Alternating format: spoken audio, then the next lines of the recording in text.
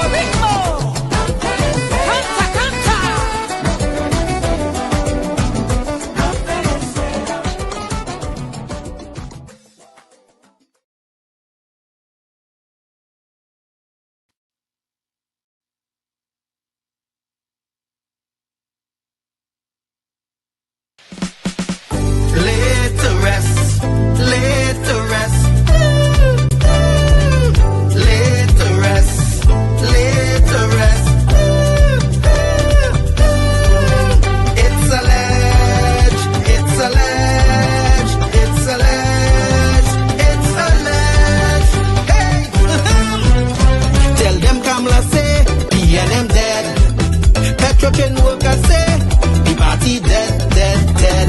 Bubble billions missing from the treasury. Corruption with taxpayers' money. The end is here, security. We and them dead. Hey, tell them Mooney Lal say we and them dead. Even the 1% say the party dead, dead, dead. They support us mourning and crying. Funeral arrangements they making. The DMO leaving. We and them dead. Condolences to the Balize. SIEP, no more pale pale. The rising sun is ready to govern Trinidad and Tobago for a brighter tomorrow. One, restart the economy. Two, health sector immediate victory. Abolish crime, put sports on the front line. Oh, every pipe must have water. 5, roads smooth as 6. Provide people with work. UNC and making jokes. Tell them drilling say we and them dead. Social media say the party dead, dead, dead. The registered party members in pain. Scarborough to put a spin. Inside sources say we and them dead. Tell them Arnold say we and them dead. Police, army and prison say the party dead, dead, dead. Election night flambeau burning steady. The casket was on the hearse ready. Read the red eulogy.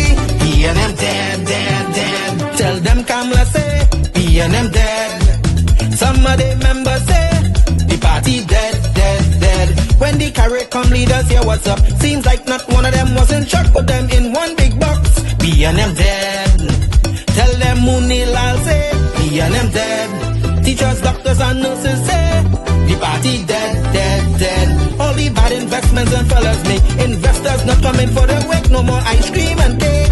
We and them dead, dead, dead. The red party showed no empathy for 18 babies and pipeline families. They so heartless, citizens in distress. The country in a crisis, SOE and still lawless. 1, UNC on a mission. 2, to correct the school system. 3, end poverty and clean up TNT. 4, speed up the housing process. 5, lower taxes. 6, revamp we energy. Bring back the oil refinery. Tell them Kamala say we and them dead. Petrochain workers say the party dead, dead, dead. Bubble billions missing from the treasury. Corruption with taxpayers' money. The end is here, security. We and them dead. Hey, tell them Mooney Lal say we and them dead. Even the 1% say the party dead, dead, dead. They support us mourning and crying. Funeral arrangements they making. The DMO leaving. We and them dead, dead, dead. Tell them drilling say we and them dead. Social media say the party dead, dead, dead. The registered party members in pain. Scarborough to put a spin. Inside sources say we and them dead. Tell them Arnold say we and them dead. Police, army and prison say the party dead, dead, dead. Election night flambeau burning steady. The casket was on the hearse ready. Read the red eulogy. We and them dead, dead, dead.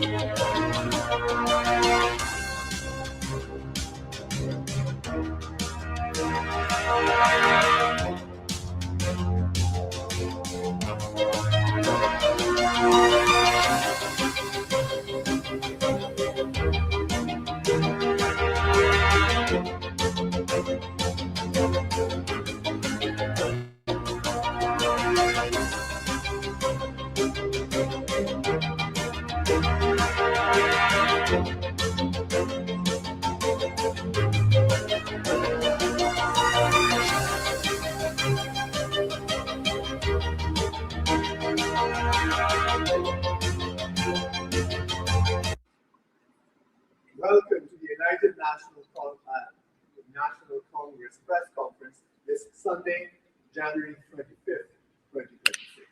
We are live from the UNC headquarters here in Chicago. And today we have two of our MPs presenting and ministers. Minister Yvette Nathan, Minister Finance, and Minister in the Ministry of Economic Planning,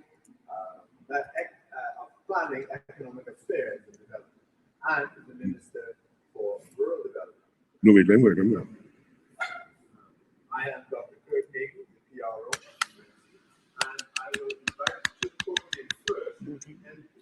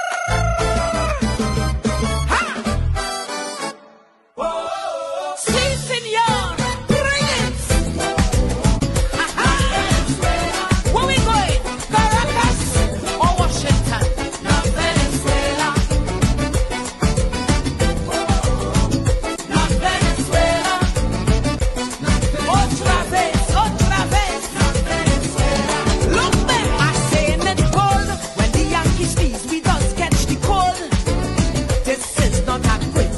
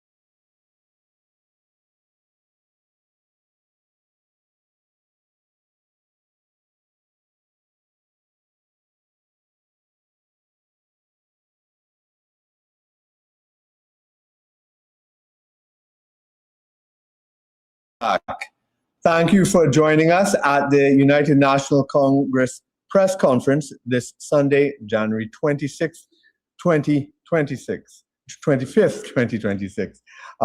We had some technical difficulties, which are sorted now, so thank you once again for bearing with us.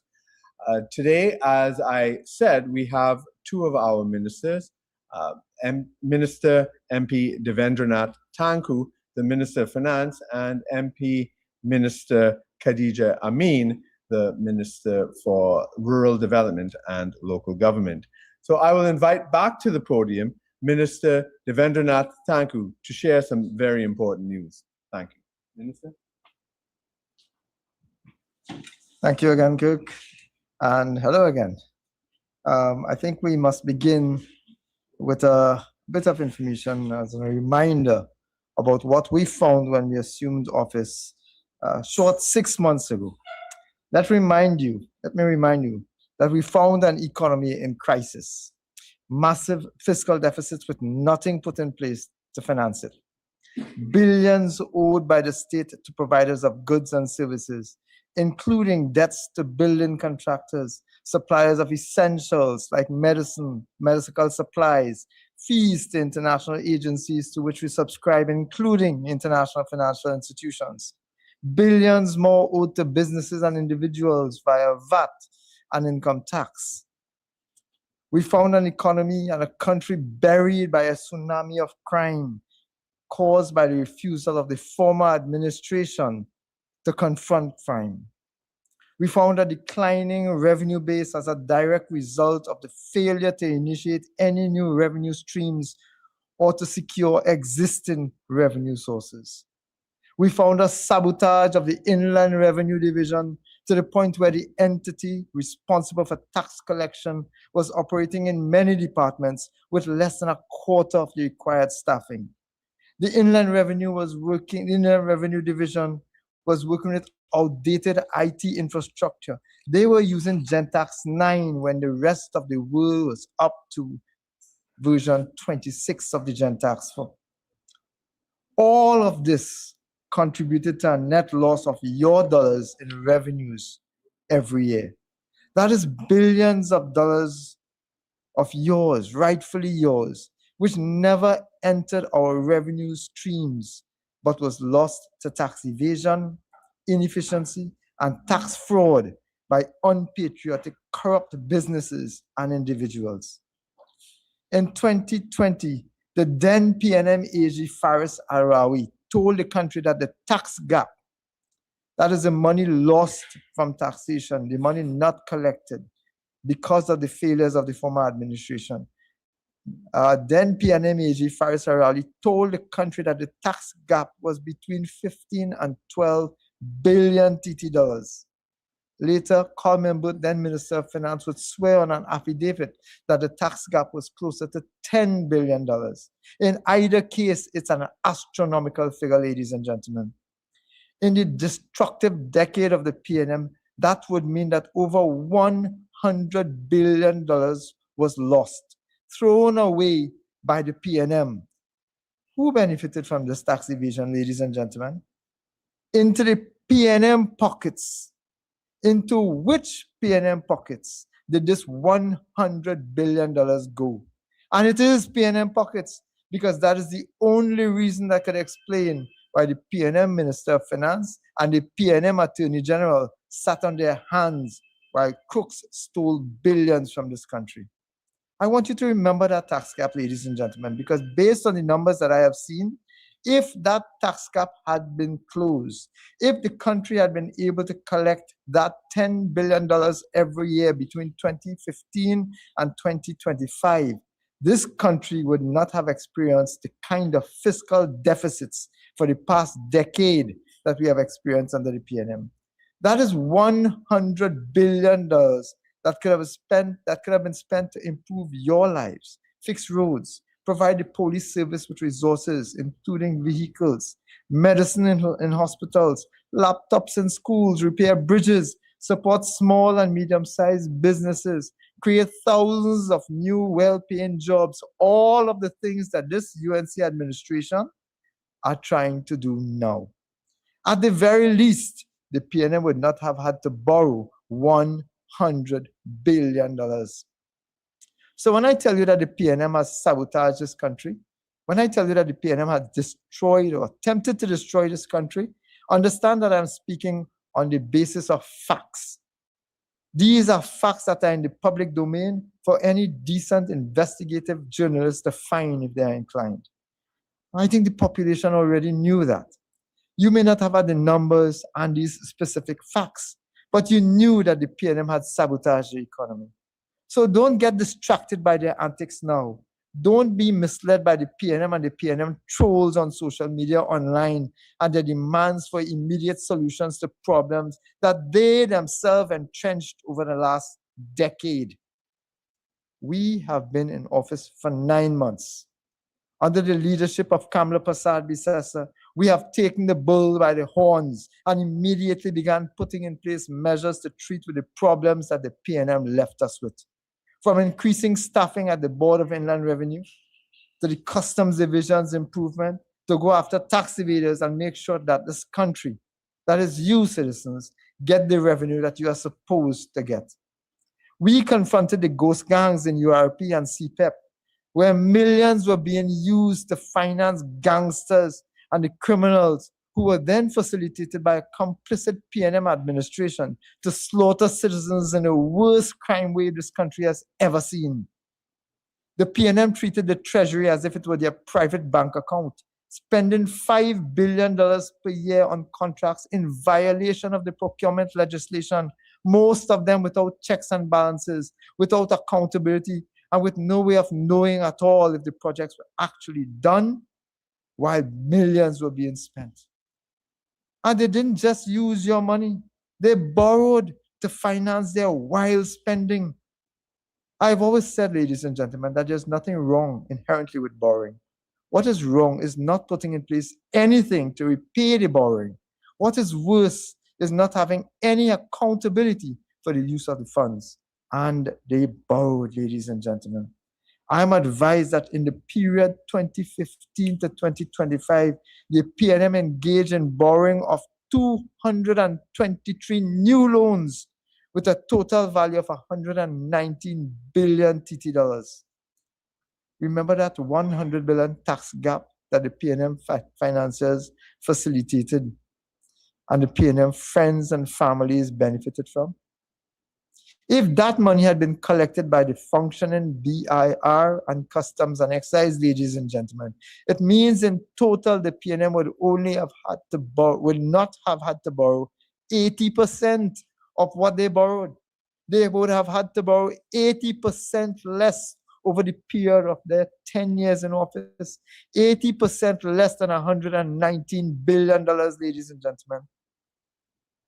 When you consider as well that they spent over $620 billion during the decade of decadence, it means that just about 1 in every $5 spent by the People's National Movement while they were in government was borrowed. The question is twofold. What did they do with the money? And what did they put in place to repay it? I've already indicated that they put nothing in place to repay it, ladies and gentlemen. But let's focus on what they did with the money. Let me give you one example. According to a media release by the Ministry of Finance dated July 29, 2026, the Minister of Finance, then Colm Imbert, announced the government of Trinidad and Tobago had launched a 10-year US $1 billion international bond. He boasted about its success and committed, and I quote, proceeds of the bond are to be utilized to finance the country's development program over the rest of this fiscal year, as well as over the 2017 fiscal year. I want to repeat for emphasis because we'll come back to this. Proceeds of the bond are to be utilized to finance the country's development program over the rest of this fiscal year, as well as over the 2017 fiscal year.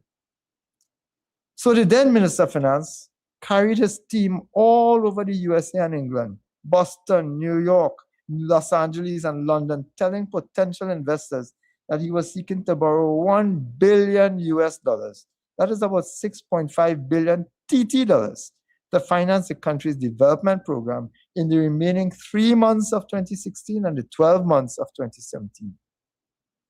Now, the development program is important. It is broken up into economic infrastructure, social infrastructure, multi-sector, and other services. It deals with the construction and maintenance of buildings, including hospitals, schools, and police stations. It deals with road repairs, drains, bridges, dredging works to prevent flooding, coastal protection, and policy development. So if the government under IMBUD saw the need to borrow to provide attention to the country's infrastructure, we can have no issue with that. And initially we didn't. But let's look at the figures, ladies and gentlemen. For 2016, IMBUD budgeted $7 billion for development program expenditure, but actually only spent $4.4 billion, abandoning projects worth $2.6 billion in fiscal 2026 alone. In fiscal 2016, we're referring to. In fiscal 2017, the story was the same. IMBUD budgeted $5.1 billion, but only spent $3.4 billion, abandoning $1.7 billion in work budgeted for, but not spent. And this was the pattern of the PNM. Not only the corruption that stole billions from this country, but where it mattered most, even when they borrowed money to finance it, somehow the PNM managed to use up millions and billions of dollars with nothing to show for it. Overall, in terms of the development program, the PNM identified projects that were critical over the decade of delinquency, spent millions costing and determining specifications for the projects, managed to get parliamentary approval for them, and then proceeded to abandon 1 in every 3 of these projects. As someone from a southern constituency, it was not difficult to see which projects they abandoned. It was not difficult to see the geographic discrimination practiced by the PNM. But what happened to this $1 billion US debt? What was put in place to pay the debt plus interest? What new revenue streams, especially foreign exchange inflows, were generated that could have been used to pay back this 2016 debt? How were they going to pay this $1 billion US debt back? How were they planning to pay it, ladies and gentlemen? What new projects? What new foreign direct investment streams? What new initiatives were introduced since 2016, which could have paid off even a small part of this $1 billion debt that IMBUD borrowed back in 2016? Not one single thing was done. No effort, ladies and gentlemen, was made to provide a facility which could pay the debts back, ladies and gentlemen. And while he boasted about his success in raising the bond and in convincing the investors that he had a plan for the country's development and revenue generation, especially US currency to repay the debt, the truth is that IMBUD had no plan. The PNM never had a plan. Their focus was to borrow, borrow, borrow, spend, spend, spend, and push the can down the road for somebody else to pay the piper. The debt remained on our books, ladies and gentlemen, as a bullet payment, with IMBUD's mismanagement and its PNM policies contributing to pushing the country down the slippery slope, contracting the economy when it should have been growing our economy to allow for bond repayment. These policies, ladies and gentlemen, of the PNM presided over the downgrade of our country's rating from Standard & Poor's from A to A-, then to BBB+, then to BBB, and then to BBB-, not to mention continuous changes in our outlook. The same trend exists with the Moody's rating.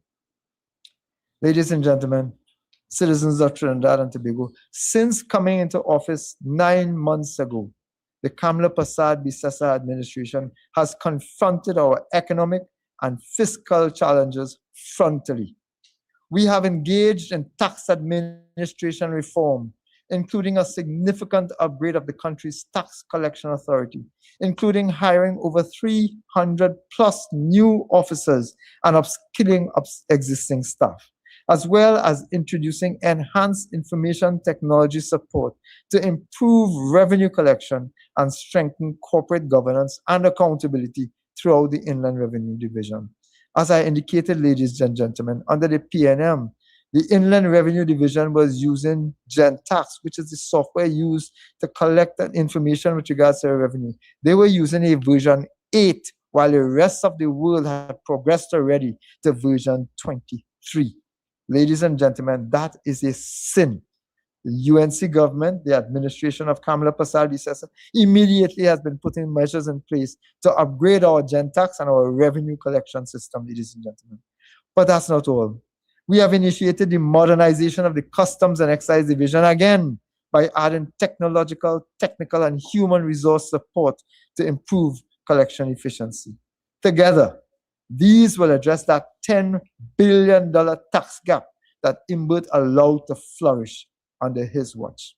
But more than that, we have also engaged in expenditure rationalization, removing duplication in public expenditure, increasing efficiency, enhancing project management responsibilities, and ensuring value for money. By increasing the contribution rates and the retirement age, we are ensuring the sustainability of the national insurance system, guaranteeing that you will be able to continue to get your pension and health benefits in the future. But we didn't just stop there. In Budget 2026, we introduced several new revenue-raising measures, including a landlord business surcharge and an asset levy on banks and insurance companies, both of which seek to expand the tax base to build economic fairness through fiscal accountability. And we are currently working as well on a new NIF bond, the NIF3, and a REIT, a real estate investment trust, both of which will also contribute to the development of the local, that is the domestic stock exchange, and our domestic investor base. In November last year, we announced a revitalization blueprint, a 10-year plan to develop 11 new infrastructural projects throughout the country, designed to create 50,000 new sustainable jobs, advance growth generating industries to enable long-term sustainability and stability, modernizing infrastructure, fostering technology-driven industries, and develop new and attract new foreign direct investment. That is foreign exchange generation, ladies and gentlemen.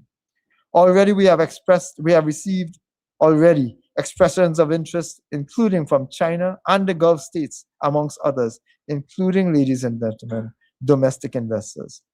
Notably, yesterday our government hosted Her Excellency Noura Al-Kabi, Minister of State in the Ministry of Foreign Affairs of the United Arab Emirates. Additionally, ladies and gentlemen, there have been substantial developments in the oil and gas sectors, with increased partnerships between Trinidad and Tobago and major international energy companies. Based on the positive momentum developed over the last 9 months under the hand and direction of the Honorable Prime Minister, there have already been several key initiatives which are at final investment stage in the energy sector, as well as several other production initiatives already in progress. Based on the existing energy projects with EOG, Exxon, BP, Shell, Parenco, and others, we expect that this country will benefit from a significant boost in natural gas productions, upwards of 2 billion scuffs per day in the near future. It is against this backdrop of positive growth momentum that I approached the Prime Minister at the start of the year to go to market. The Honorable Prime Minister immediately agreed that the government should take the proactive decision to go to the international financial market in January 2026 to refinance the $1 billion US bond taken out by the former Minister of Finance, for which he has not yet accounted for. On January 16, 2026, the Republic of Trinidad and Tobago announced a 3-day roadshow. On January 16, 2026, the Republic announced a 3-day roadshow comprising in-person and virtual meetings with key international investors. Our team met with over 50 fixed income investors via one-on-one and group sessions to provide an update of our credit and rationale for the transactions, as well as to provide factual insights, some of which I just presented to you, into the developmental projects and the programs of the government of Trinidad and Tobago, which will propel our economy and our country to sustainable growth. At the open of the business in New York on January 22nd, 2026, with a favorable market backdrop and supported by strong indications of interest from the roadshow led by myself as Minister of Finance and including the Governor of the Central Bank of Trinidad and Tobago, Larry Hawaii, Permanent Secretary in the Ministry of Finance, Suzette Lee Chi, Assistant Manager of the Debt Management Unit, Zara Mohammed. Manager of the Debt Management Unit, Zara Mohammed, and Assistant Manager of the Debt Management Unit, Stephanie Tulsi, and a technical advisor. Together with these individuals, ladies and gentlemen, on January 22nd, we announced the successful completion of its $1.0 billion sovereign bond issuance on the U.S. market. Ladies and gentlemen, I want to repeat that. On 22nd of January 2026, the Republic of Trinidad and Tobago announced the successful completion of its $1.0 billion sovereign bond issue in the U.S. market. The joint book runners recommended that the Republic announce the benchmark transactions, and the order book climbed quickly throughout the morning with large offers from real money accounts, ladies and gentlemen. I am pleased to advise that the bond was immediately oversubscribed by approximately 2.5 times, underscoring strong and diversified investor demand for the investment in the Republic of Trinidad and Tobago, and importantly, confidence in the plans, policies, and initiatives of the current Kamala Persad-Bissessar administration. This transaction was issued and managed by joint book runners, JP Morgan, and the Bank of America.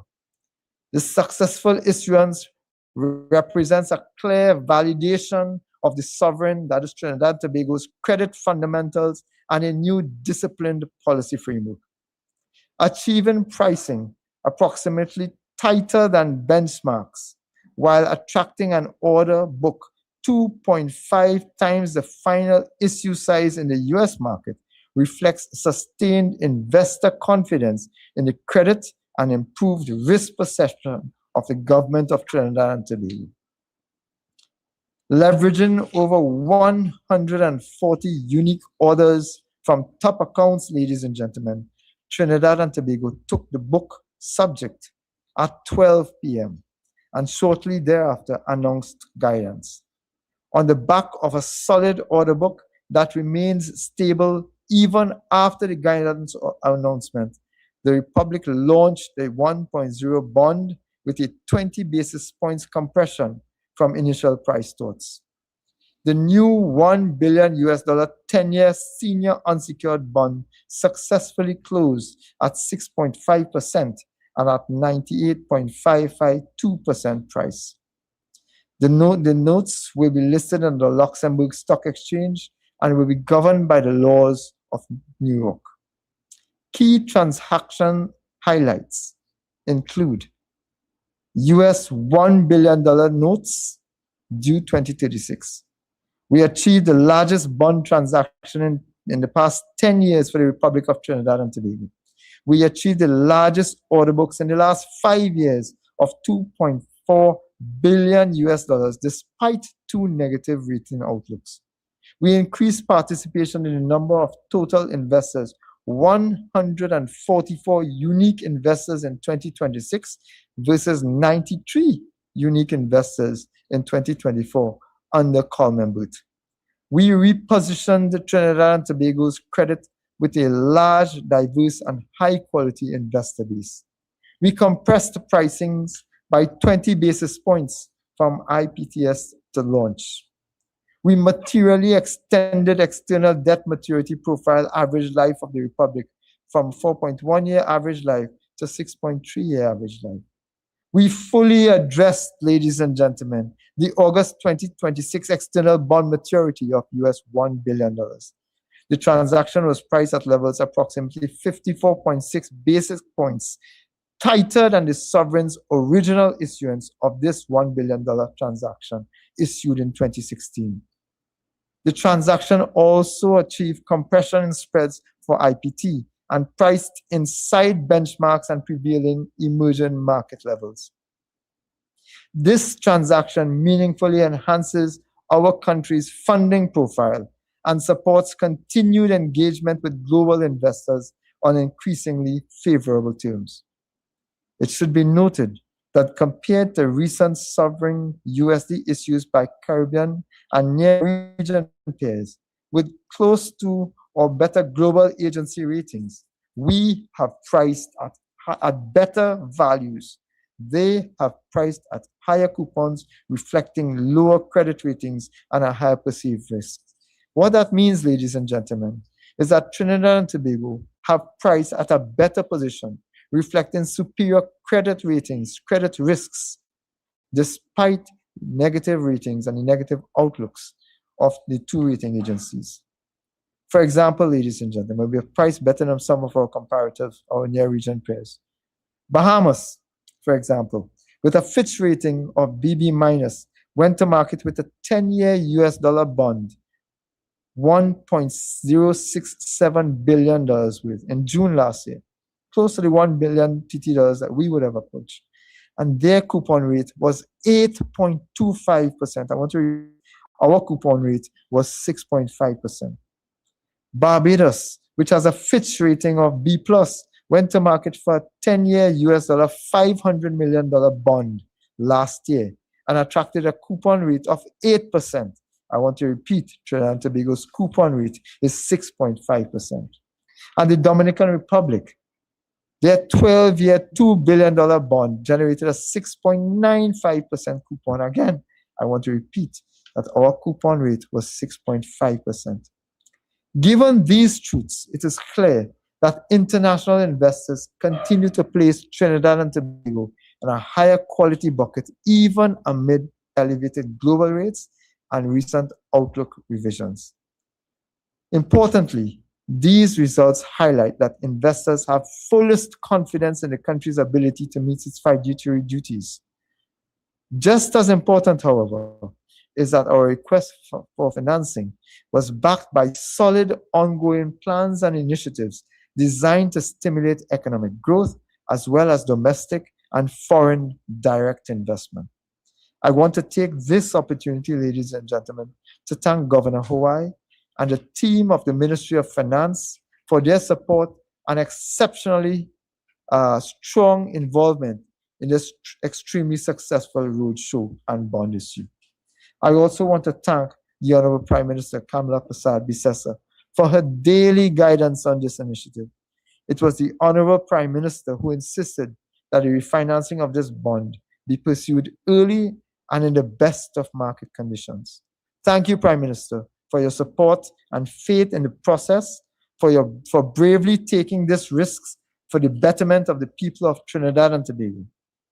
For anyone who has done this exercise before, you would know that it involves a substantial amount of preparation, research, and engagement to ensure success. And we have succeeded. I thank you, ladies and gentlemen.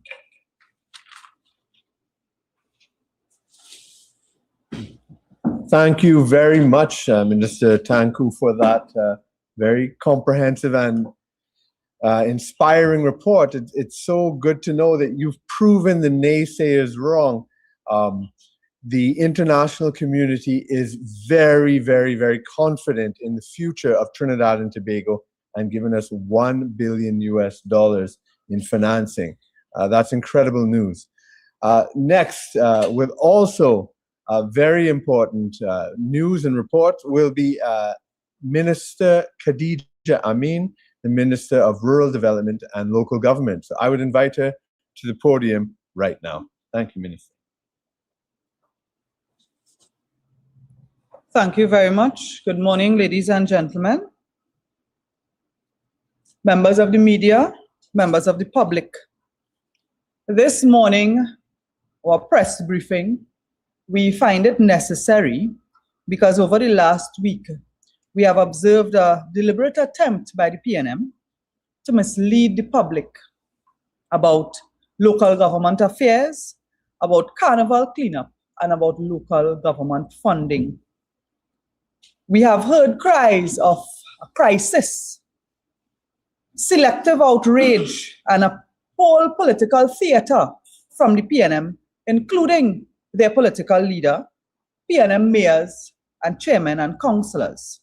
But this morning, I am here to put facts, dates, and figures on the record because the public deserves to know the truth and not the noise and the hypocrisy that we are hearing.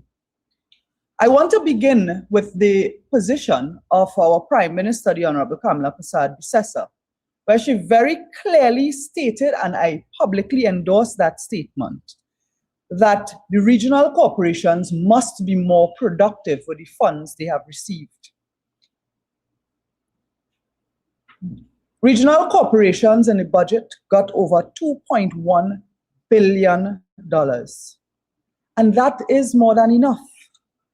Regional corporations for some time have been spending money on fets and lime rather than doing their work. They are squandering taxpayers' dollars on fetting and alcohol when they are not delivering on real services. And that is the mandate we have given to all corporations. As Minister of Rural Development and Local Government, I have met with all our corporations on a continuous basis, and I have reiterated to them the need to return to their core services. In the 2026 budget, the PNM is claiming that they got less than the UNC corporations. That is a blatant lie. In the 2026 budget, the PNM corporations combined got $987.29 million. And that is 181 million more than the 805.46 million that the UNC corporations received combined. So the figures are there in the Ministry of Finance records that the PNM corporations combined still get more than the UNC corporation. So it is an absolute lie. The claim of the leader of opposition, as well as some of those PNM local government representatives who are scraping because they know that a local government election is at hand. And this clearly is their campaign. But I say to you categorically, we will not play politics with rubbish. The regional corporations have a duty, a legal duty, to sanitize their region. And we will be working with all corporations to ensure that the burgesses, the citizens, do not suffer. Carnival cleanup is no surprise. Carnival happens every single year. Juve happens every year. The parade of the bands in Port of Spain, San Fernando, Arima, as well as the regional carnivals in every region in Trinidad happens every year. So carnival cleanup follows naturally. It is not an emergency. It is not a last-minute discovery. Every regional corporation knows exactly what follows in the time of carnival, not only on Monday and Tuesday, but in the lead-up as well as thereafter. So any corporation and any mayor or chairman claiming in January that they are not prepared for cleanup after carnival is admitting to poor planning and weak management on their part. This is not a funding issue. This is a leadership issue at the regional corporations. And I want to reiterate that I have met with every regional corporation from the first week of January for us to treat with Carnival 2026 and the cleanup at the regional carnival celebrations. We have been coordinating with the NCC, the National Carnival Commission, and the Ministry of Culture. We chose early coordination so that nobody could claim they are scrambling at the last minute. Our planning has been very structured and focused on delivery. And the goal is to protect all our citizens, and corporations must not manufacture excuses to avoid doing their work. Stop the laziness, do your work. The PNM, of course, are aware of our planning because every municipal corporations were part of those planning meetings. Some of those meetings were in groups and some of them were separate, where we met with them, their public health officers, their work supervisors, and we heard from them what their needs are. We shared with them what the NCC celebrations were carded in their region, and they put forward their carnival cleanup schedule, which every year for decades the corporations have been producing. And we work with them to enhance those schedules of work that includes provision in some cases of additional compactors and flat tray trucks, water trucks to wash the street, and very critical labor to clean the streets and to clean other sites that are important to Carnival. Meetings were held with the Port of Spain City Corporation to discuss sanitation and Carnival activities on a whole, with us at the Ministry of Rural Development and Local Government, as well as with the Minister of Culture and the NCC. Our nation's Carnival activities are not only surrounding the national Carnival celebrations, as I say, in Port of Spain and San Fernando and so on, but we have regional carnivals. And these venues, of course, will be a focus to prepare beforehand, as well as clean up during the Carnival Monday and Tuesday and Ash Wednesday. But we also have many areas in the regions where we have beaches, rivers, recreation spaces that religious groups, youth groups, and families go to camp. That is a huge Carnival activities, as well as on Ash Wednesday, where there's a lot of traffic and visitors to the beaches. So we have been working with the Sawa Lavantil Regional Corporation. While they don't have many Carnival activities within their region, the Maracas Bay, Tyrico, Las Cuevas, and La Fillette beaches will be their focus, while they only have one celebration in the Aranguez area. So we have met with them and we have put things in place. In the Tunapuna Piaco region, for example, while you do have major celebrations in areas such as Aruca, Tunapuna, St. Helena, Maracas, and Maracas Valley and other areas, they also have the beaches in Blanchisseuse and some of those rivers like the Marian River, where you have a lot of visitors. So we have given them extra resources to treat with those. In the Sangre Grande region, they also have major carnival in the town center, but they have a lot of activities. If you think about Toco, Matlat, Salibia, the Valencia River, and other areas where people converge, people go to camp, and they camp for days at a time, in some cases for the entire carnival weekend. So we have identified those areas, and they too are getting additional resources, as well as Rio Claro Corporation, where you have the beaches, that entire stretch from Mayaro to Rio Claro, Ottawa, and so on, as well as Guayari.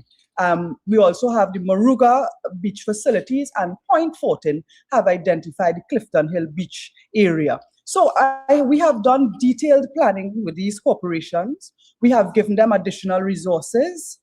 Recently, we had a pilot project for our national program for the upkeep of public spaces, and that has given the corporations a new lease because they have had workers, they are running the pilot, and that similar system will be activated for the carnival cleanup.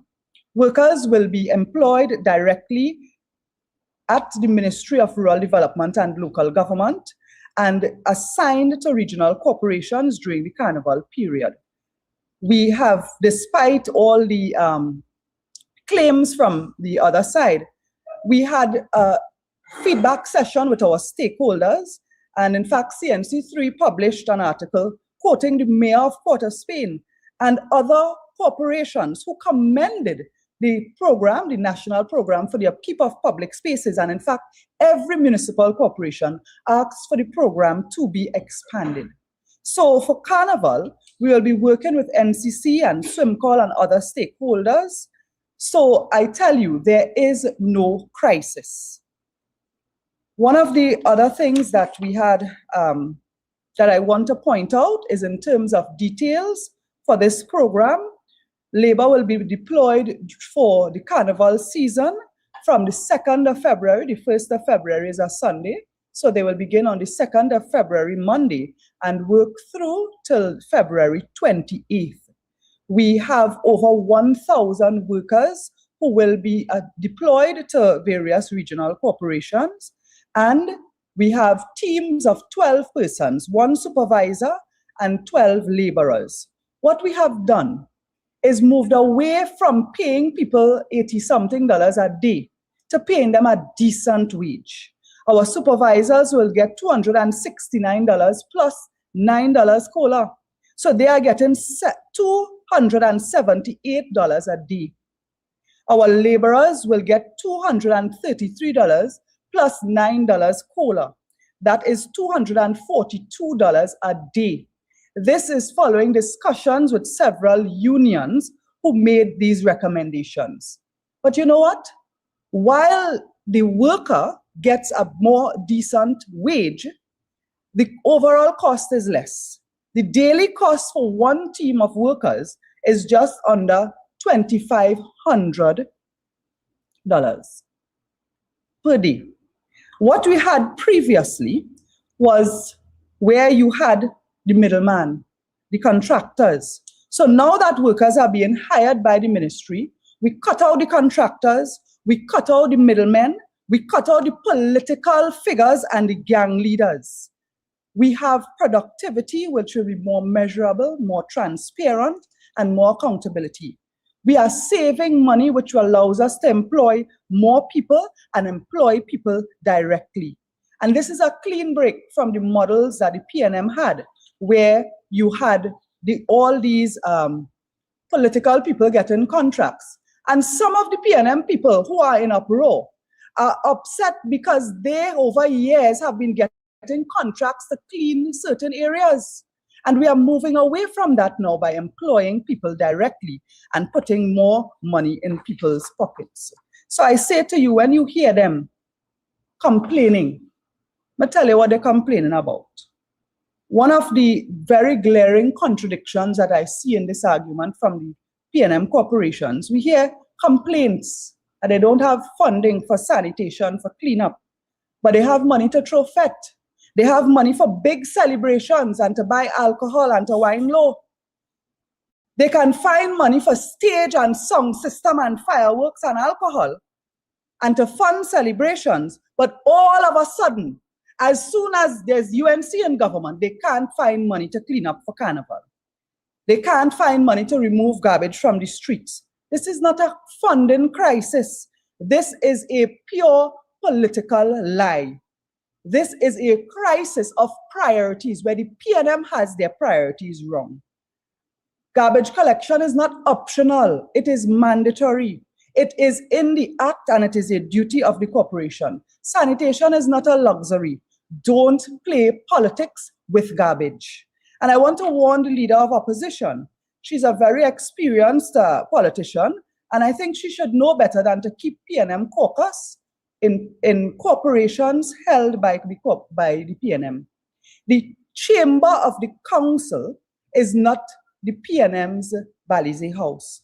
Keep your caucus at Balize House. By all means, you're free to keep your caucus and make your public statements, but do not do so in the facilities that belong to the taxpayers, such as the corporation's council chamber, and then boldly post it on your social media. My friends, our cleanup for Carnival will go on. Citizens must ask one simple question of these corporations. If you could fund a fete, you could fund garbage collection. Contractors are owed. In fact, we are meeting contractors in PNM corporations where they have received their full allocations even in previous fiscal, and they have not paid their garbage collectors. And we will ask you why. it is your responsibility because you did get the allocation. You did get the releases. And this is from the previous fiscal. So the UNC wasn't in government. There's no blame UNC. The PNM was in government at central government and at local government. And contractors are owed millions of dollars in some of these PNM corporations. So your discretion and your priority must be realigned. We and the government will not reward bad priorities with additional funding. And I want to be absolutely clear, the PNM has no moral authority whatsoever to lecture anybody about cleanup and sanitation and employment programs. We don't even want to talk about CPEP and URP. Under the PNM, or we'll just be standing here for an entire week if I have to speak about the ills and the corruption, the ghost gangs that became normal, the inflated contracts to friends and family that became routine, the political interference, the contracts to former PNM candidates and PNM's friends and relatives, billions of dollars in contracts that were spent with very little to show. So the taxpayers' money was spent and the taxpayers were paying for waste and inefficiency under the PNM. That system of governance is being dismantled. We have dismantled the URP entirely. There are many investigations ongoing, and the police have already started interviewing persons, and we will hear more about that. While we cut out the criminals, we cut out the middleman, we cut out the PNM friend and financiers, we are using the money to provide meaningful employment to real people and better wages. So I tell you, when the PNM cries discrimination, the facts tell a totally different story. The figures are there on the Ministry of Finance website, all the big yellow books that every MP in Parliament gets. The figures are there. So they know they are lying. They either know or doing zero research and just coming out with a whole theatrics. So I want to tell you, let us remove the politics from the rubbish collection. Funding will be fair and transparent under this government. The hypocrisy of the PNM must be exposed. And I want to give citizens the assurance that we in the United National Congress will work to ensure that every municipality, whether it is under PNM or UNC, that the citizens will be serviced. And I also want to say, it's just one or two of those PNM mayors and chairmen that are causing their own problems. Several of the PNM chairmen whom I met with are fully cooperative. The mayors have met with us, they have shared plans, they have made requests, which we have given them additional workers, and they are focused on ensuring that their region is clean, that people in their region get employment, and so on. So I want to tell you, it's just a few noisemakers in the PNM who are making this totally false claim, and I just want to correct the record this morning. We will continue to work with NCC, the National Carnival Commission, with our Minister of Culture, Minister Michelle Benjamin, to ensure that all areas for national as well as regional carnival are serviced. I also want to commend the NCC for their work at Flavor Village. Flavor Village and the John Cupid Carnival Village has turned out to be such a success. And you know, after all those patrons who were at the opening, NCC has really been vindicated after they went there and they booed down the place and so on. And many of those people either don't understand change and many of them have political affiliation. But I can tell you, over 200,000 patrons, can't be wrong, in 3 weeks. And you know, the feedback from the vendors, there are over 80 vendors in that village. And some of them, many of them have been selling for carnival for many years. And their feedback from them is that one night of flavor has brought more sales to them than an entire carnival season in the past. This means volumes for local economic development. And that will be reciprocated in regional carnival in every part of Trinidad and in every region. And therefore, our municipal corporations have a role to play to facilitate the local economy being stimulated and people of the country enjoying Carnival. So we support all our municipalities and we urge them to be fair with their spending, to be conservative and focus on what their job should be. And I also want to move, I know this morning we had a huge explosive headline in The Guardian. URP probe begins. The URP probe has caused an investigative journalist, his name is Joshua Simangal, to delve into the business of URP. I understand that they did acquire some documents through the Freedom of Information Act. This is not UNC information. This is information that is in URP, and any independent source, if they see those documents, they will realize that it is very clear that large sums of money would have gone to PNM general election candidates, other PNM officials, criminal elements, and a number of questionable payments. You also have where they have printed the names of companies who received over $15 million in payments. Again, former PNM candidates. And I want to tell you something. I am observing a trend where those wrongdoers who were appointed by the PNM in the URP continue to try to blame the UNC for their wrongdoing in the past 10 years. You should be apologizing to the public, apologizing to the taxpayers for your abuse of taxpayers' funds. And I want to tell you that our internal audits continue. The police investigation will very likely widen when they look at the documents that are available, and those who were involved in wrongdoing, they will face justice. But more than that, in addition to scrapping the corrupt URP program, the UNC has established the unemployment fund in the Ministry of Finance, and that fund has been accessed to do our public spaces, upkeep of public spaces program, our carnival cleaning, and that fund is being accessed to provide employment, meaningful employment to real people. So we are cutting the corruption, and by that we will make money available, and more persons will continue to be employed. So while we clean up, we are continuing to do our programs to upkeep public spaces, to provide sanitation, to provide value for money. Our workers are being encouraged to provide value for money because you are being paid a decent wage. You are going out there, and we want to ensure that our citizens have good service. So we in the United National Congress, we stand firm in terms of accountability, cutting out the corruption, and ensuring that our citizens have better service. So I thank you this morning for allowing us to share.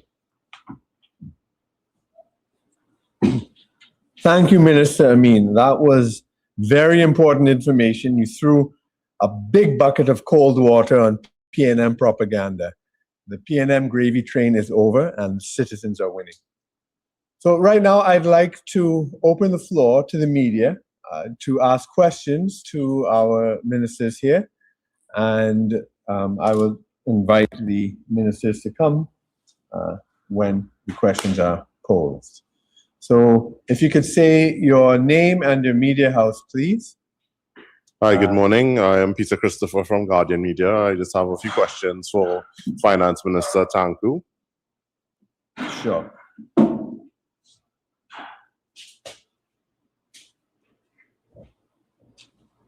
Sure, thank you. Of course, Minister Tanku, during your presentation, you did make reference to the fact that previous borrowing by the previous administration was not properly addressed. You have gone and refinanced this bond to a historic level. What are some of the strategies that you will have in place to make sure that those mistakes that you have highlighted will not be repeated? Thank you very much for your question, sir. Good question. You indicated that we refinanced to historic levels. This is not historic levels. The fact is that in 2016, former Minister of Finance, Colin Booth, achieved his own historic level when we went to the US markets and England for that road trip and raised that $1 billion. Our raising of the bond, our successful raising of the bond over the last few days was as a direct result of us having to finance the loan that was taken out then, the bond that was taken out then. I indicated in my presentation several initiatives. I indicated two things. One, that the PNM administration failed to put anything in place to generate foreign exchange, to generate revenue streams that could have been used to fulfill the bond, to pay off the bond when we had gotten to it in 2026. I also indicated several initiatives that we have taken to increase revenue streams, including to close the $10 billion tax cap that Booth himself recognized, accepted, stated, specified, and did nothing about. Some of those new revenue measures would have been already stated and are in the public domain. The revitalization blueprint is one of them that have been getting a lot of media attention and a lot of attention from investors across the world. And there are several other initiatives soon to come. We expect to get additional revenue streams from the energy sector in particular, which is already trending upwards through the establishment of arrangements that we've had with EOG, Exxon, BP and others in the development of Shell, Manatee, and other fields. That's it. We have been putting in place measures for that exact purpose, to meet our financial obligations now and in the future. And we expect that those revenue streams, those foreign exchange generation options would be generating sufficient foreign exchange so that when the bond becomes due in fiscal 2036, that the country will be in an appropriate, comfortable place to meet its financial obligations to repay the bond rather than refinancing. Does that answer your question, sir? Yes, I have a follow-up question. As you mentioned, of course, the energy sector is supposed to be on the uptick towards the later end of this year. But earlier this week, the NGC would have made some announcements with regard to the manufacturing sector in terms of the adjustment of the natural gas price, and the TTMA has expressed concern that this would lead to increased costs for their production. And potentially, are you concerned that could impact our exports from Trinidad and Tobago? I think the NGC has made it very clear that what they're trying to do is get to a more comfortable, realistic natural gas price that would benefit Trinidad and Tobago and manufacturers. I expect that there have been quite a bit of discussions between TTMA and manufacturers generally and the NGC. I'm not overly concerned about the competitiveness of our product abroad. I think our TTMA manufacturers are astute enough to appreciate that NGC has to live. NGC has to generate enough revenues to get close to covering costs, and that even at the revised prices offered by NGC to the TTMA, there's a substantial level of subsidy on the part of Trinidad and Tobagonians. But are you not concerned that there would be some level of a trickle-down effect? Already people are concerned about their spending power, and the TTMA has suggested that this could lead to increased costs at the groceries and such. Is this not a concern for you as well? The TTMA has indicated that it will lead to an increase in their cost. Realistically speaking, if the cost of an input increases beyond absolute measures, the cost of the final product will increase. That's logical. However, the price of natural gas was being supplied to these entities at a substantially lower price than it was being supplied to industrial sectors as well. What we are trying to do now is create a more realistic price range. There will be some objection, there will be some concern. We are in fact increasing the cost of an input, but I want you to bear in mind that that increase is specifically based on bringing it up closer to the price being faced by industrial customers and closer to the price of making the natural gas. The price of natural gas extraction generally is higher than the subsidized cost that TTMA was receiving. I think even at the increased prices, TTMA will still be in a better position than any natural gas user in any other part of the Caribbean in terms of the cost of natural gas. So at this point, the consumers who are already facing higher prices, what comfort can you give to them that these costs will not be passed on to them? That, I think, is a conversation that TTMA has to have with its consumers. I think that there's a challenge now for businesses, including the TTMA, to look a little bit closer at their operational abilities, to look a little bit more effectively at their efficiencies, and to streamline them to ensure that prices to customers do not increase. I'm looking forward. I believe this week the CAF has a Latin American Caribbean Economic Forum, and you, as chairman, would play some part in it. Are you looking forward to that event, and are there any negotiations that you plan to undertake at that event? I am actually looking forward to that engagement. As chairman of CAF, there's a lot that is expected of CAF in regional development.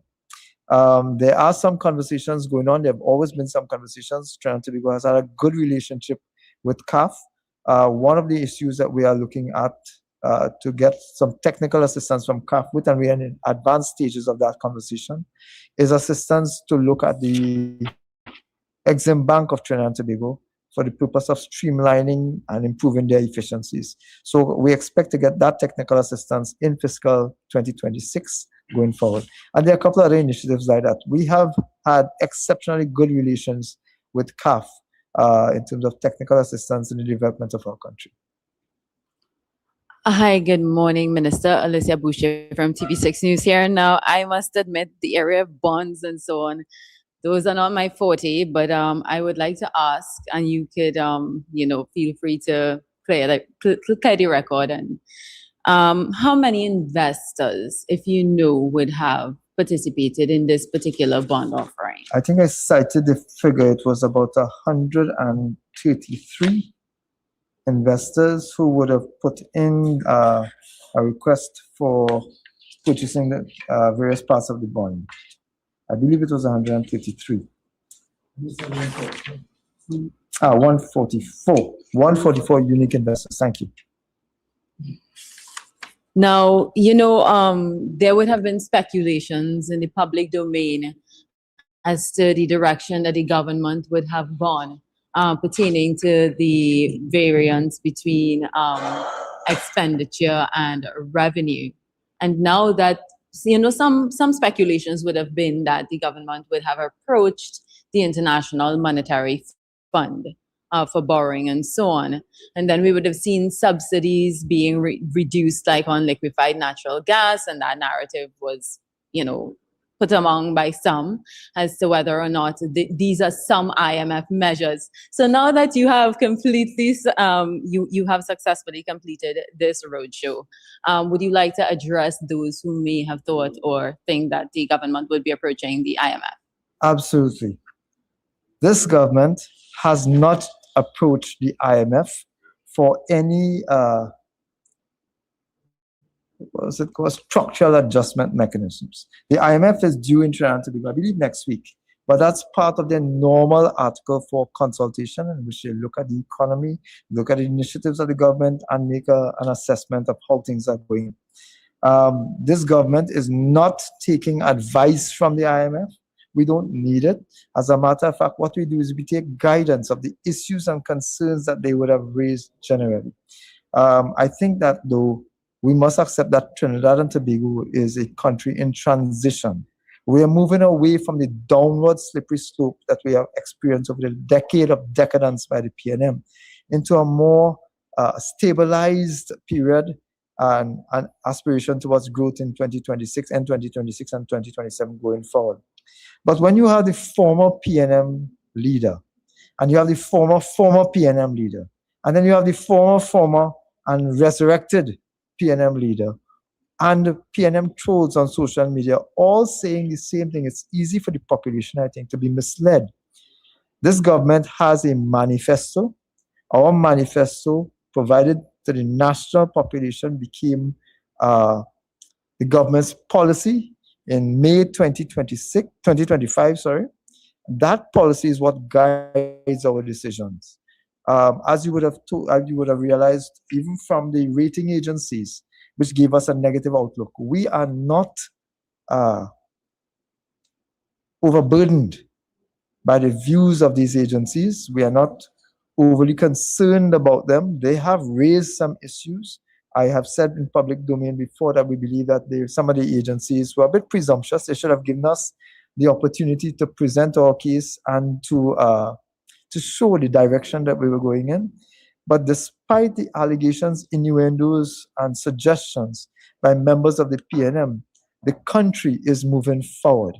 And international investors at this $1 billion US bond raising showed what the rest of the world is seeing, that Trinidad and Tobago is a sound, solid country under Kamala Prasad Bissessa and the policies of this UNC administration to invest their money. And just for you to clear this up as well, there are no plans to devalue the currency. There has been another narrative. In fact, the former, I think he's still former Minister of Finance, Brian Manning, has on every occasion in the parliament trumpeted that this country is going to devalue its currency. Just like the PNL had previously trumpeted that there's going to be war and there's going to be chaos and bombing in the streets of Trinidad and Tobago. None of that have materialized. I know that the media and that the listening population knows better than to take advice or information from any unsolicited, uninformed news source, unethical and inappropriate conduct, and to get the news from where it is generated here. There has been no devaluation, and the fear-mongering of the PNM, I almost said race-baiting, but that's a factor too. The fear-mongering and the race-baiting of the PNM is a desperate attempt to cover up their misdeeds, as today's front-page Guardian has started to pronounce on, and more will come. The bleatings of the PNM are desperate attempts to cover up their misconduct. Now, I just want to digress a little bit. We know that the NUGFW is set to meet with the Chief Personnel Officer on Monday. The CPO would have indicated that, well, you would have given the green light for that negotiations to go ahead. The NUGFW has stated that it is expecting a 10% for the 2 negotiating periods. I would like to find out from your end, what would that cost the country if negotiations are settled at that point, and whether that has been catered for? I think you'll forgive me for not speculating widely about many things. It's a negotiation between the NUGFW and the CPO. After that negotiation is finished, then we'll be able to be in a better position to specify the numbers involved. I wouldn't want to guess the outcome of the negotiations at this point. And Minister, would you also like to comment on the laying of the CLICO Commission of Inquiry report into Parliament? We know that there are still many policyholders who are in a disadvantaged position. We did hear the government say that, it would like to kind of settle that high level of litigation at the courts and so on. And what are the plans for that? I think that too is a work in progress. I look forward to more of it coming to fruition. I look forward for the members of the media to focus a little bit more on the contents of that Coleman report, because what it does is it shows some substantial transgressions committed by persons in the public domain that we all know. The resolution of the CLICO matter, that remains a work in progress. Okay, thank you. Jesse Joseph, Penpoint Solutions Limited. Minister, is it true that the demonetization of the 5-cent coin is coming? And how soon, and what's the process of that? I think that, again, you have solicited your information from an inappropriate news source. There has been no decision at this point with regards to 5-cent demonetization. That's it. There has been no decision at this point with regards to 5-cent demonetization.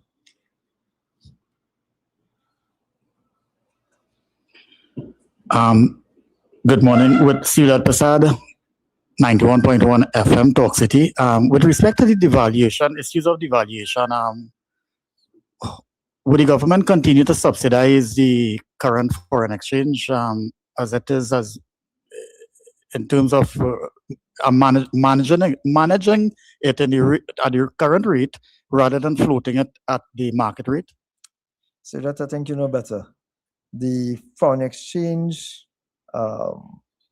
management falls under the hand of the central bank, does not fall under the hand of the government. Right.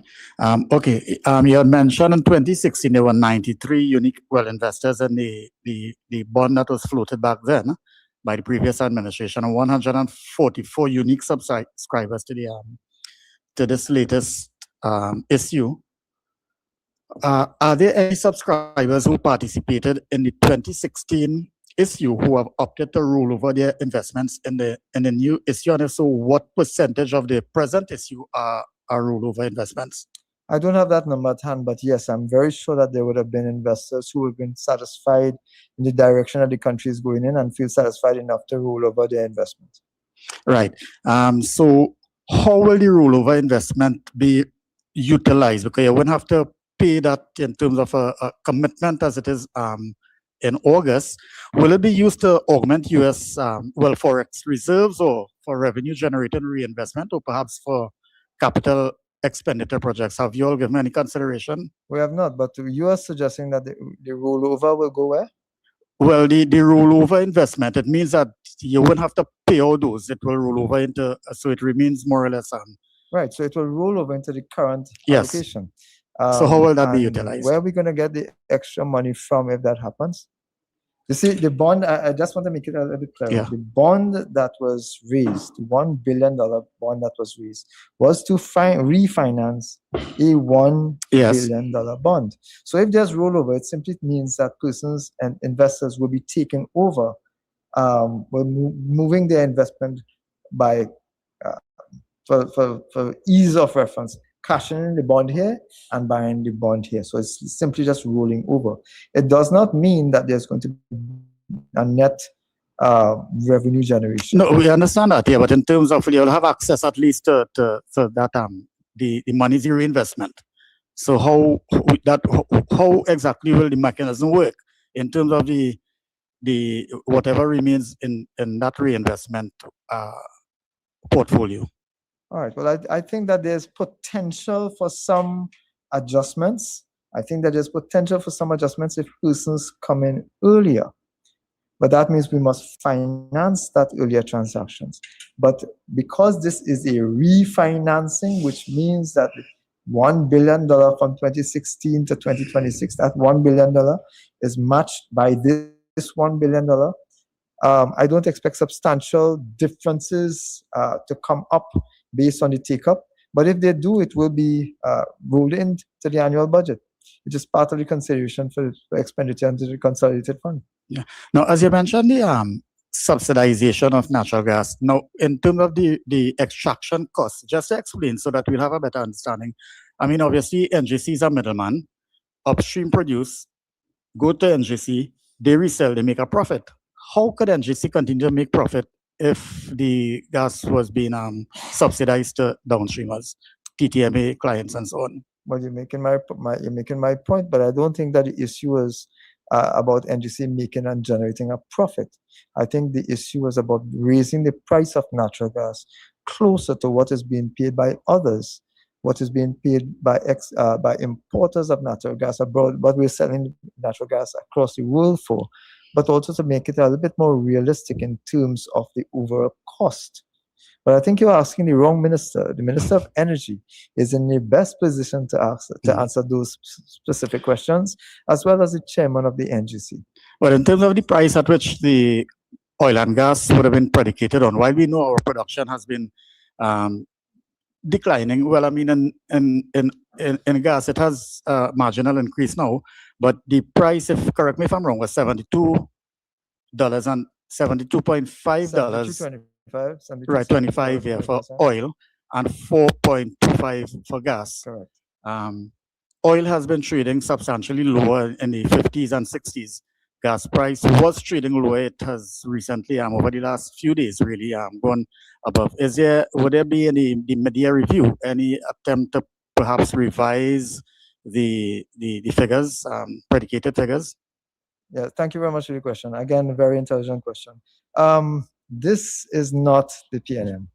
We have had an open, transparent policy of providing information to the population as and when required. The readjustment of the expectations for revenue will be part of the media review when it becomes due. So yes, we will do a media review, which is basically exactly that.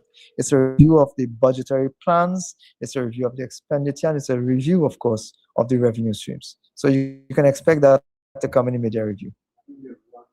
I have one more question for you, Minister Tanku. Well, a two-part question, actually. You spoke about the large tax gaps and so on, and you would have said what your government has begun doing in terms of the landlord taxation and so on. But it may sound like a drop in the bucket, if you want to put it that way, for a $10 billion tax gap, I think you said it was. So I wanted to find out whether there were any plans to improve or to close that gap against the backdrop that the UNC administration, when it was in opposition, did go against things like property tax. The tax gap is money that is due to the population of Trinidad and Tobago. That tax evaders, tax avoiders, and corruption is robbing the country off. So it is not it's not revenue versus expenditure. It's not property tax. It's not taxation measures will not cut the tax gap. When I reference the tax gap that the PNM allowed to flourish and to benefit some of their financiers, because that's the only reason you will see a tax gap, acknowledge that it exists, and do nothing about it. That $10 billion tax gap that Imbert referred to multiple years ago and Faris referred to in 2020 and before, that $10 billion tax gap is money that people simply chosen to duck and hide, and businesses have chosen to duck and hide. And the government, the PNM administration of the time, by sacrificing the Board of Inland Revenue, the Inland Revenue Division, by compromising their ability, by refusing to upgrade their IT systems and their network, by undermining and understaffing the entity, the PNM administration facilitated that $10 billion tax gap. The way I said that we would treat with that was immediately tax administration reform. We will improve the tax compliance units. We will equip them with the resources. We'll provide the GenTax, updated GenTax software. So we will know where the revenue streams are and where they're supposed to have been.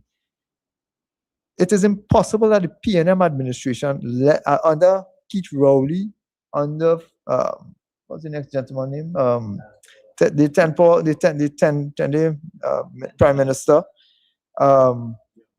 under the former Prime Minister, under the former Prime Minister, under the former Minister of Finance and the former Minister of Finance, it is impossible that they did not know.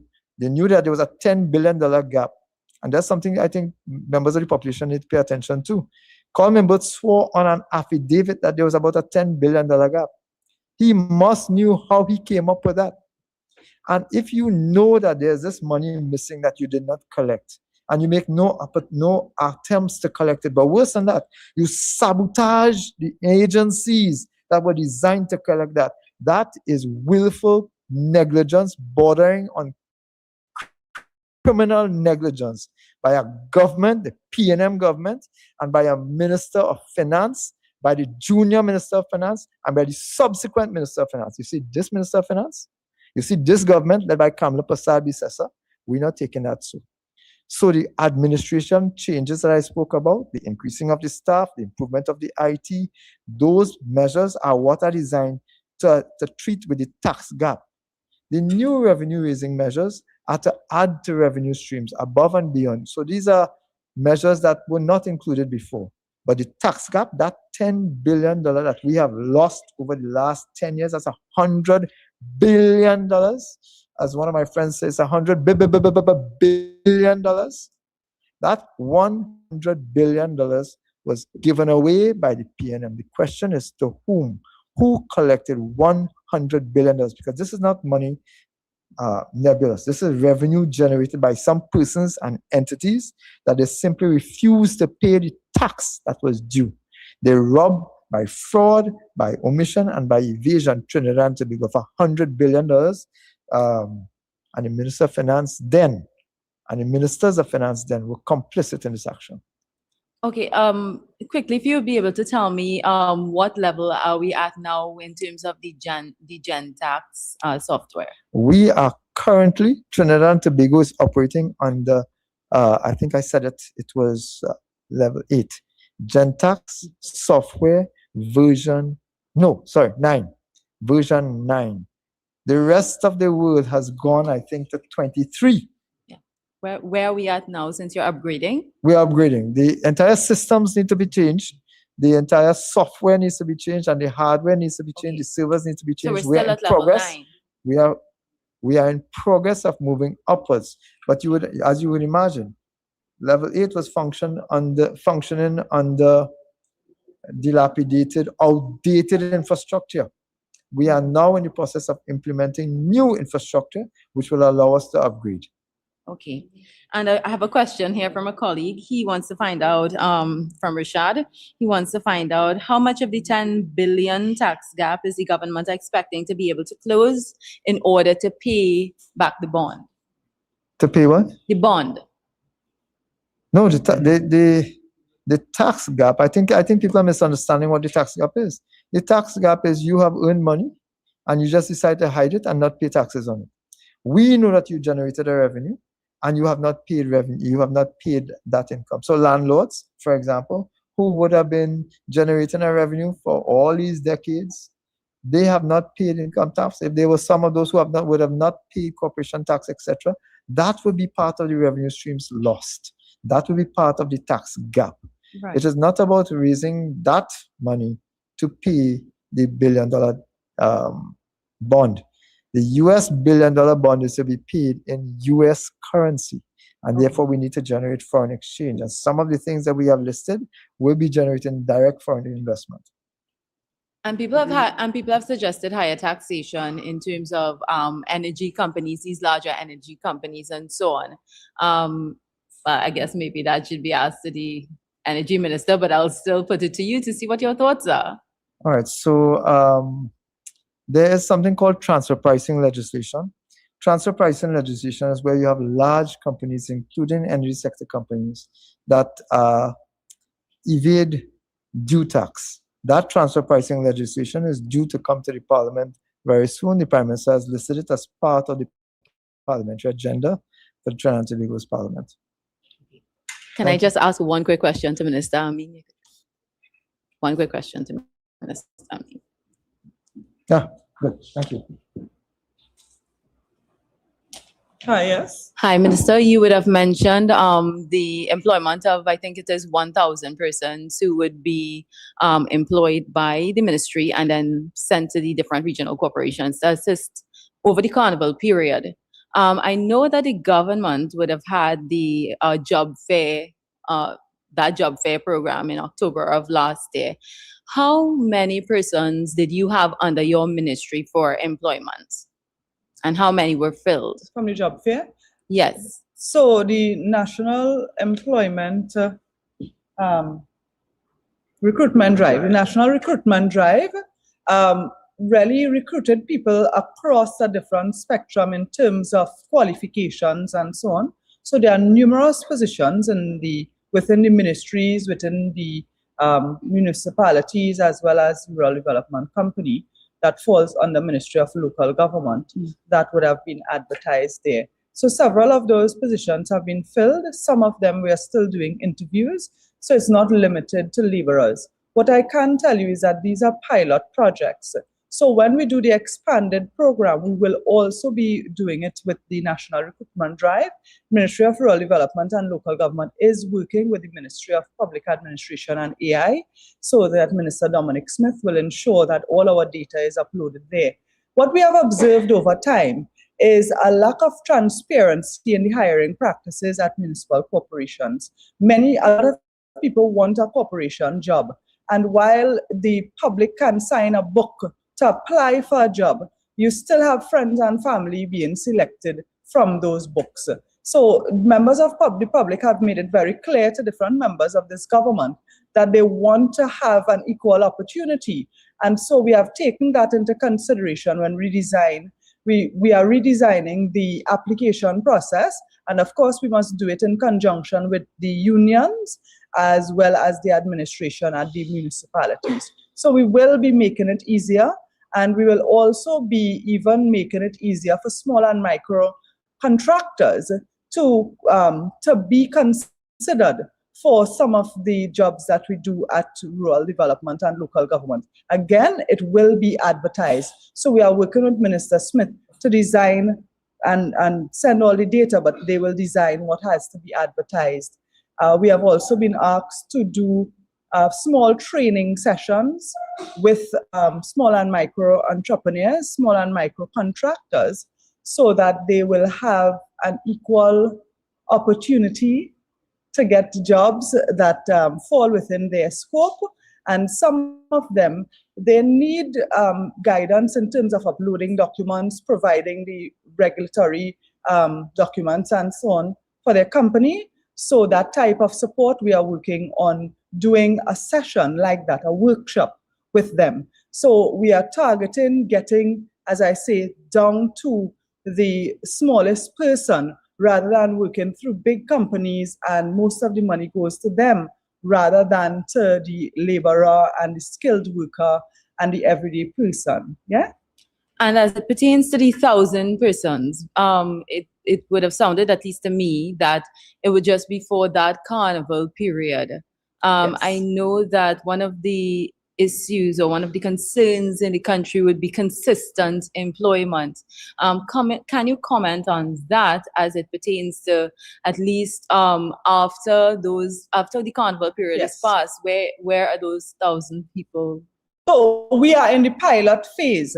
In the first pilot, we started on the 15th of December, and that is a 3-month pilot program where we have 220 employees under the National Program for the Upkeep of Public Spaces, and we have teams assigned in every municipality.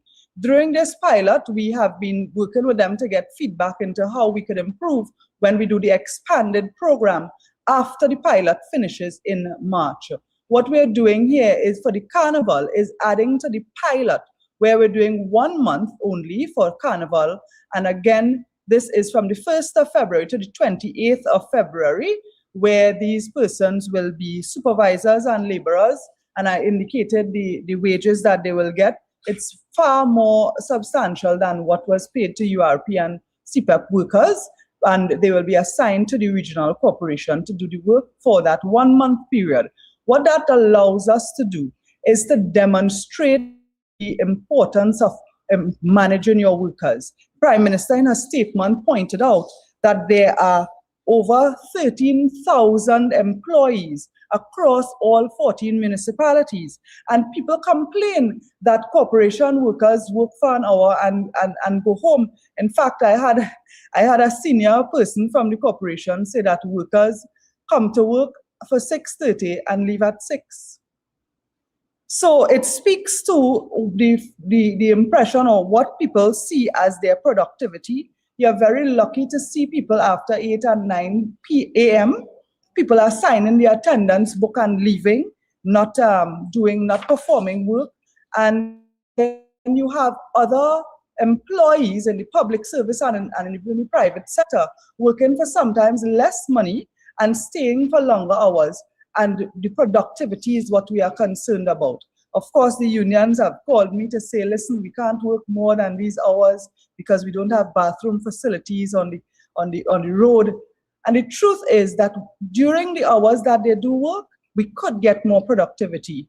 And in my discussions with the union, they have agreed with the Prime Minister's sentiment. So while they indicated they will work with their members to increase productivity, I can tell you that our pilot programs have seen significantly more in terms of the progress report. We are seeing far more productivity from the workers who are there. While we have dealt with the issue of the wage, moving them from the bare minimum to having a substantial, decent wage, what we have to work on now is job security. So while the pilot, as I say, the pilot program, we have a 3-month pilot program, and we have added to that for the carnival with 1 month employment. what we are looking at together with the Minister of Finance is how do we provide productive workers for an extended period that will really produce and be efficient in the municipal corporations. And corporations have a duty to manage their workers. And in some cases, the police has to get involved as well, because you have criminal elements who have been employed in these corporations. Sometimes you can't find an entire team of workers because they have been employed, they do not work, they sign a register, and they go home and they are paid.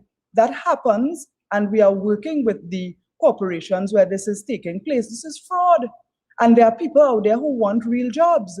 So the culture of ghost workers and the culture of the criminal element infiltrating and intimidating, the culture of political patronism, where people are putting their friends and family to work, and they feel because they're related to somebody, they don't have to cut grass or do work. That has to come to an end. There are people out there who want those jobs. And the Prime Minister is right. And this issue of productivity has plagued the regional corporations for some time. And I'm committed to working with them to improve the productivity together with their representative unions. On a point of clarity, Minister, of course, this is related to that similar to.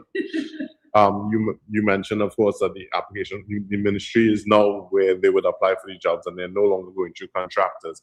So what is the mechanism in place to evaluate these applications, and what resources have been put towards that? So far, because the pilot, we have such a small number, we employed people who are from the region so that we didn't go countrywide to advertise. So I'll tell you, it's difficult to take in one region, one regional corporation. If you look at Tunapuna Piako as an example, if you take people from throughout Tunapuna Piako region and then you have to send them to some areas like Heights of Aripo or Blanchishes or Maracas Valley, some of those further out areas, even on the southern side of the constituency like Kelly Village and Monroe Road and so on, it's impractical.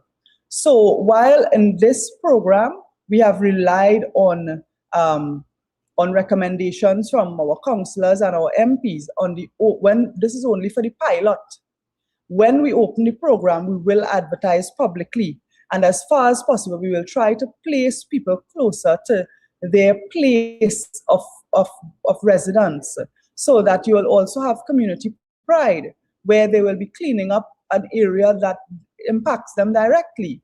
So we are working on that aspect with the Minister of Public Administration and AI, who is also responsible for the National Recruitment Drive advertising, Minister Jolene John. In fact, an interministerial team has been assigned to work with all ministers concerning recruitment and advertising. And that includes Minister Jolene John, who managed a fantastic initiation, the launch at National Cycle Center, which also went to different parts of the country to do that recruitment drive where over 100,000 persons applied. And so we will work with them. Minister of Labor is also on that committee to get their recommendations as to the best fit. Because local government is not just about jobs where people have resumes and qualifications. You have people who do menial work, or what they call menial work, but where we have outlying communities that we want to be serviced, and where we have people in those communities who want employment. So we must find a way to facilitate that, but in a very transparent manner. Yeah, so these are just the pilot projects that are ongoing now. And we have also been receptive to people making their input, stakeholders, not just the unions and the employers, but citizens also making their input into what method they think should be utilized in opening up the transparency across the board, whether it is recruitment or some other aspect of the program. Yeah. Okay, well, thank you very much, Minister Amin and Minister Tanku. Is there one more question I can quickly ask Minister of Finance, please? Okay. Yeah. One final question. Yeah, good. Yeah. Minister, with respect to the $150 million US dollar settlement of the Proman's transaction, fraudulent transaction, according to the appeal court, purchase of 51% controlling shares from Clico Energy shares. Did you have any input into the settlement of that recent announcement of a settlement? The short answer is no. Thank you. Thank you very much, Minister.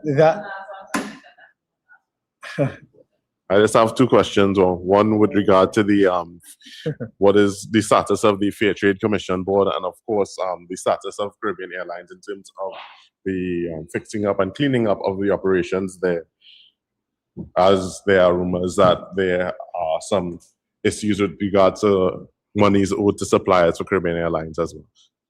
All right, so I'm not aware of the issue with regards to monies owed to suppliers. I know that the work with regards to the rescue attempt on Cal is currently ongoing. Under the last regime, there was a lot of inappropriate conduct and a lot of mismanagement of resources that took place. Those matters are being resolved expeditiously as we speak. With regards to the Fair Trading Board, that matter is also soon to be before the Cabinet for resolution. The long answer, if possible, while the short answer was no to the previous question, would you be at liberty to give a long answer? So that I'll answer you again with a no. Thank you. Thank you very much, Minister Tanku, Minister Amin. This was a very informative session, a marathon one. Thank you to the members of the media, and thank you to our viewers from around the world. Enjoy the rest of your Sunday. This is Dr. Kirk Negu, PRO of the UNC, signing off.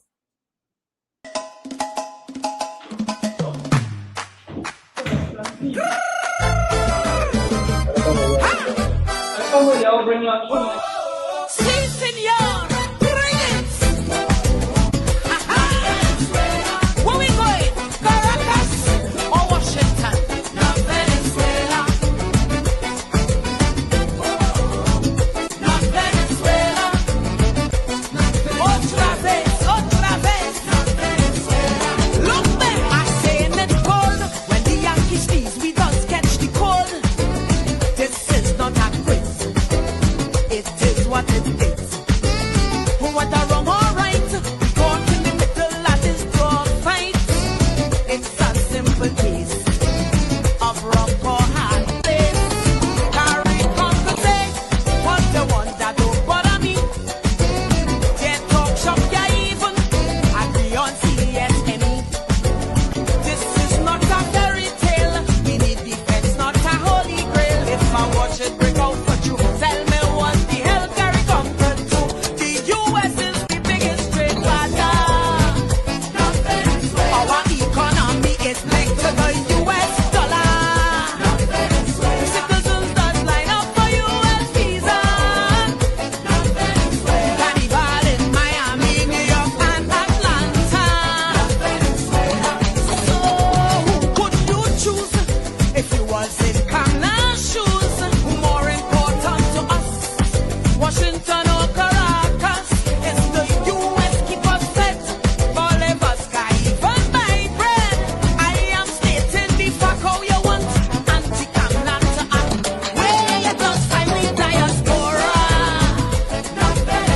Yeah, we borrowed from Flatbush and Utica. I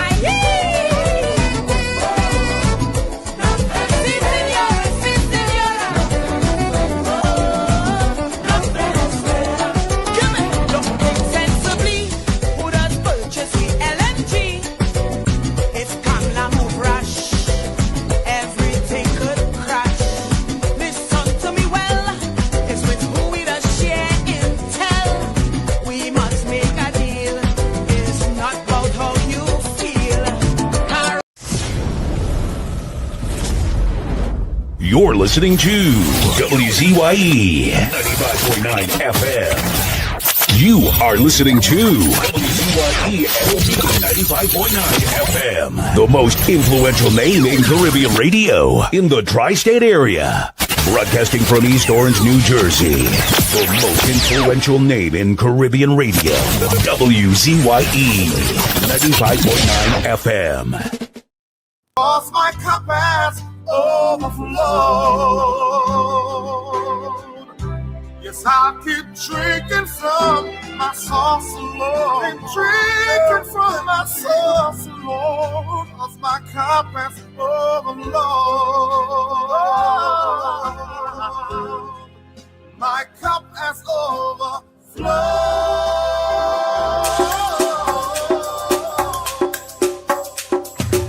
Keep me as the apple of thine eye. Hide me under the shadow of thy wing. O Lord, my Savior. It's so hard to deal with personal struggle. So sad when you feel. Truer words were never spoken.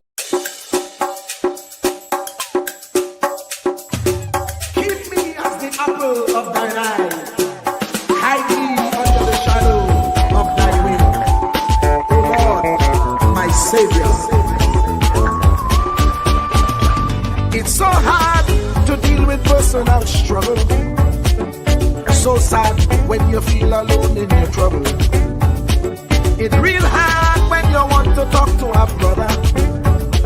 It's so bad because of how some look at you after. So Jesus, come and be while you fix it. Come and be while you fix it. Come and be while you fix it. Jesus, come and be. Come and be while you fix it. Come and be while you fix it. Come and be while you fix it. Jesus, come and be. Cover my head. Satan want me dead. Cover my back from human attack. So Jesus, come and be while you fix it. Come and be while you fix it. Jesus, come and be while you fix it. Jesus, come and be. People see you smile, but don't know the hurt that you're feeling. Even as God's child, at times your heart does be bleeding. Where can you go when you're really looking for healing? Who know how to flow when your soul needs some restoring? So Jesus, come and be while you fix it. Come and be while you fix it. Come and be while you fix it. Jesus, come and be. Come and be while you fix it. Come and be while you fix it. Come and be while you fix it. Jesus, come and be. Cover me home from evils unknown.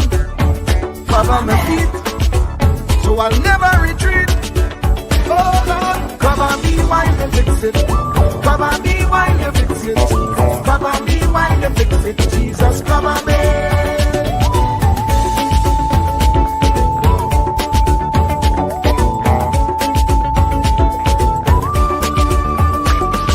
Cover my brother, cover my sister, them who under pressure. Cover the preacher, every church worker, the young believer. Cover the worship leader and intercessor, every gospel minister. Cover. Jesus alone is the one who has the real answer. The one on the throne is the true and loving Father. He will hold your hand and keep you from going under. He will make you stand and let you know he's a fixer. Come and be while you fix it. Come and be while you fix it. Jesus, come and be while you fix it. Jesus, come and be. Come and be while you fix it. Come and be while you fix it. Come and be while you fix it. Jesus, come and be. Cover my mind. You know the struggle sometimes. Cover my mouth, that the wrong thing wouldn't come out. Oh Lord, cover me while you fix it. Cover me while you fix it. Cover me while you fix it. Jesus, cover me. Cover the Christian in the midst of aggression with the power of your right hand. Jesus, cover them helpless children. Jesus, defend them. Send help from heaven. Jesus, cover all them radio stations that blessing the nation. Grant divine protection. Jesus, cover me.